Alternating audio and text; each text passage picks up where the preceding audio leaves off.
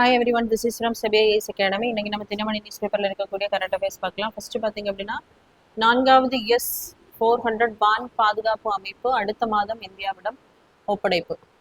So இந்த topic பார்த்தீங்க அப்படின்னா group 1 main syllabus paper 3 science and டெக்னாலஜியில் வந்து கவர் ஆகும். ஸோ 2018ஆம் ஆண்டு வந்து ரஷ்யாவிடம் இருந்து S-400 அப்படிங்கிற வான் பாதுகாப்பு அமைப்பின் 4வது தொகுதியை வந்து தற்போது இந்தியா வந்து பெற்றிருக்காங்க. ஸோ 2018ஆம் ஆண்டு அக்டோபரில் தரையில் இருந்து வானில் உள்ள இலக்கை தாக்கி அளிக்கும் மிகவும் அதிநவீன S-400 ட்ரையம்ப் வான் பாதுகாப்பு அமைப்பை பார்த்தீங்க அப்படின்னா கொள்முதல் செய்வதற்கு ரஷ்யாவுடன் ஒரு ஒப்பந்தம் வந்து போடப்பட்டிருக்கும்.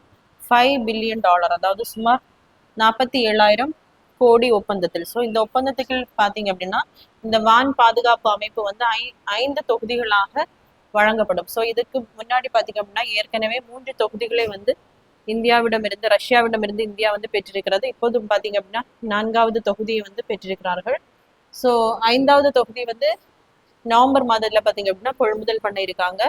ஸோ இதுதான் அந்த S-400 அப்படின்ற அந்த வான் பாதுகாப்பு. ஸோ இது பார்த்தீங்க அப்படின்னா இலக்கை வந்து தரையிலிருந்தே வானை நோக்கி அழிக்கும் தன்மை உடையது.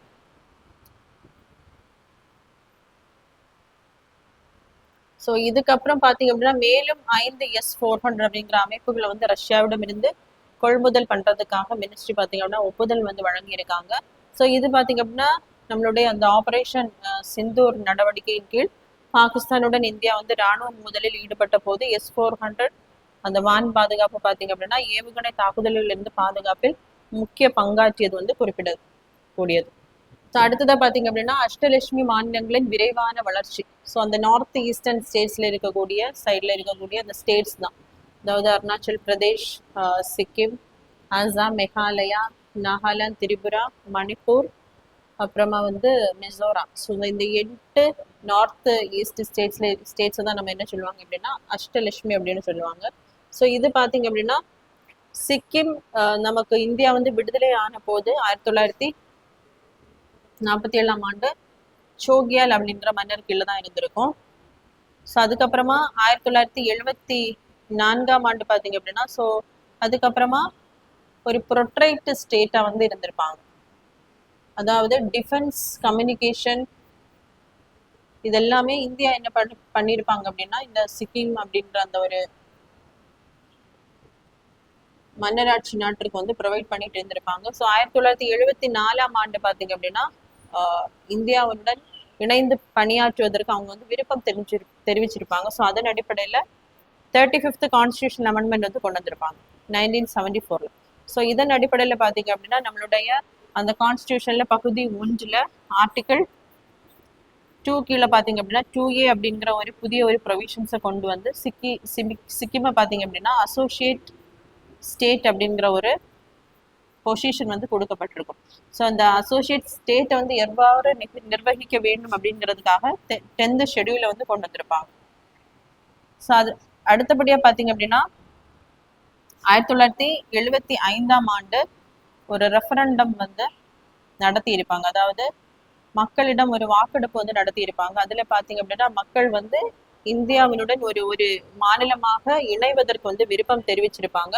ஸோ அதன் அடிப்படையில் பார்த்தீங்க அப்படின்னா 36வது கான்ஸ்டியூஷன் அமெண்ட்மெண்ட் 1975ல கொண்டு வந்திருப்பாங்க.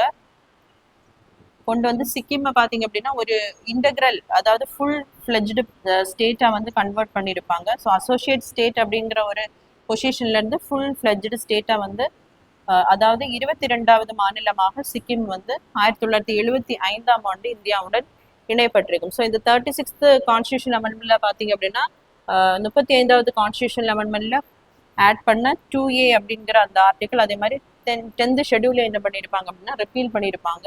ஸோ இதனுடன் பார்த்தீங்க அப்படின்னா சிக்கிமுக்கு ஒரு ஸ்பெஷல் ப்ரொவிஷன் கொடுப்பதற்காக ஆர்டிகிள் 371F அப்படிங்கிற அந்த ஆர்டிக்கிளை வந்து நம்ம கான்ஸ்டியூஷனில் இன்சர்ட் பண்ணியிருப்பாங்க. ஸோ நெக்ஸ்ட் பார்த்தீங்க அப்படின்னா ஆந்திரம் ரூபாய் 1.35 லட்சம் கோடியில் கூகுள் தரவு மையம். ஸோ இந்த டாபிக் பார்த்தீங்கன்னா group 1 main syllabus paper 3 science and டெக்னாலஜியில் வந்து கவர் ஆகும். ஸோ ஆந்திர மாநிலம் விசாகப்பட்டினம் அருகே பார்த்தீங்க அப்படின்னா 1.35 லட்சம் கோடியில் கூகுள் செயற்கை நுண்ணறிவு தரவு மையம் வந்து அமைய இருக்கு. ஸோ இதற்காக தான் பார்த்தீங்க அப்படின்னா ஆந்திர மாநிலத்தினுடைய முதல்வர் அவர்கள் சந்திரபாபு நாயுடு அவர்கள் அதற்கான அடிக்கலை வந்து நாட்டியிருக்காங்க. ஸோ அதுக்கப்புறமா பார்த்தீங்க அப்படின்னா ஒபக் அமைப்பிலிருந்து யுஏஇ விலகல். ஸோ ஒபக் இந்த டாபிக் பார்த்தீங்கன்னா group 1 main syllabus paper 3 India and வேர்ல்டில் இன்டர்நேஷனல் ஆர்கனைசேஷன் வந்து கவர் ஆகும். ஸோ ஒபக் அப்படிங்கிறது organisation of petroleum exporting countries. So இந்த பெட்ரோலை வந்து எக்ஸ்போர்ட் பண்ணக்கூடிய அந்த நாடுகள் எல்லாமே இணைந்து பார்த்தீங்க அப்படின்னா 1960ஆம் ஆண்டு இந்த ஒப்பக் அப்படிங்கிற அமைப்பை வந்து தொடங்கி இருப்பாங்க. ஸோ இதில் பார்த்தீங்க அப்படின்னா அந்த பெட்ரோலியமை வந்து எக்ஸ்போர்ட் பண்ணக்கூடிய கண்ட்ரிஸ் வந்து அதற்கான பாலிசிஸ் ரெகுலேஷன்ஸ், ஸோ எவ்வளவு நம்ம காஸ்ட் நிர்ணயம் பண்ண வேண்டும், என்னென்ன பாலிசிஸ் கொண்டு வர வேண்டும் அப்படின்றத என்ன பண்ணியிருப்பாங்க அப்படின்னா முடிவு பண்ணுவாங்க. ஸோ முதல்ல பார்த்தீங்க அப்படின்னா அபுதாபி வாயிலாக தான் 1967 பார்த்தீங்க அப்படின்னா இந்த யுனைடெட் அரபு எமிரேட்ஸ் வந்து ஒபக் அப்படிங்கிற அந்த ஒரு ஆர்கனைசேஷன்ல வந்து இணைந்திருப்பாங்க. ஸோ 1971ஆம் ஆண்டுல பார்த்தீங்க அப்படின்னா அது தனி நாடாக உருவெடுத்திருக்கும். ஸோ அதன் பின்னாடி இந்த அமைப்பில் வந்து வீற்றிருப்பாங்க. ஸோ இப்போ பார்த்தீங்க அப்படின்னா புவிசார் அரசியல் சூழல், அதே மாதிரி உற்பத்தி ஒதுக்கீடு, அதாவது இந்த ஒப்பக் ஆர்கனைசேஷன் பார்த்தீங்க அப்படின்னா இவ்வளோதான் உற்பத்தி பண்ணணும் அப்படிங்கிற ஒரு கோட்பாடை வந்து ஒதுக்கீடு, அதாவது ஒரு கண்டிஷன் இவ்வளோதான் பண்ணணும் அப்படிங்கிற கண்டிஷன்ஸ் வந்து கொண்டு வந்திருக்காங்க. ஸோ இப்போ பார்த்தீங்க அப்படின்னா இந்த ஒப்பக் அமைப்பின் தலைமை பொறுப்பை வந்து சவுதி அரேபியா தான் வகிக்கிறார்கள்.